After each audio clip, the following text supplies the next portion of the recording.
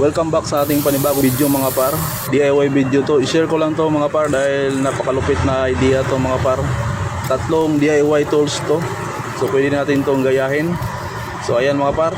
Ang una mga par, ito po mga par, pipe rings or vice grip. So ito mga par, may ano siya dyan.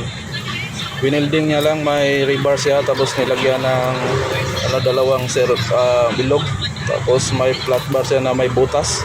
Tapos yan, winilding niya. So ayan mga paro, pinasok niya yung yung parang handle. Ayan mga paro.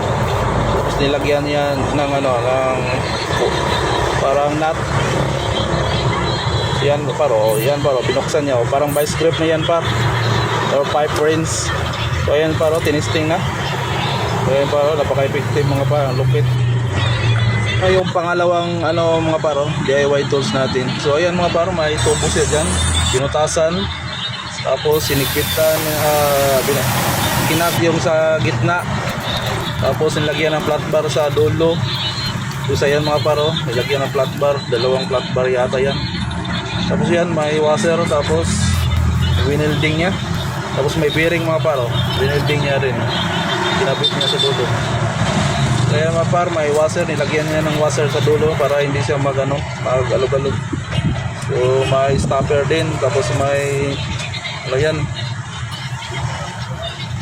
flat bar, winilding niya mga paro. Tapos ginuhitan, minarkahan, tapos kinat yun. So ayan na paro, may panghigpit na siya sa mga bakal na pwede nyong i-grinder or i-butasan. Ayos mga par. So paro, pangatlo, cutter to mga par. So ayan, may rebars yan, tapos kinat niya sa gitna, tapos binin niya,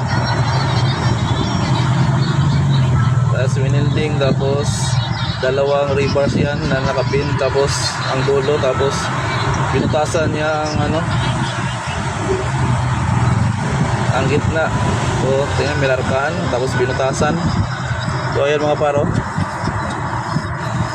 tapos may malaking nut siya dyan na ilagay, tapos i-weld yan. So ayan, tapos kinat yung nut, kinat niya, parang yan lang yung pinaka-cutter mga paro. Tapos so ayan naman paro, ang astig mga paro, tinisting, pwede pang bunot ng tornilyo, pang-cut ng wire cable. So napakatindi mga paro. Ito ang panguli mga paro, ang lupit nito.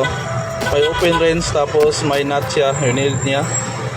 So ayan mga paro. Tapos yung pangluwag at sa panghigpit na sa barina, kinabit niya, pinutol niya yun, tapos kinabit niya, pinatong sa nut, tapos ni-weld. O yan mga paro, convenient na gamitin yung pangluwag at sa panghigpit sa barina. Hanggang sa muli pa.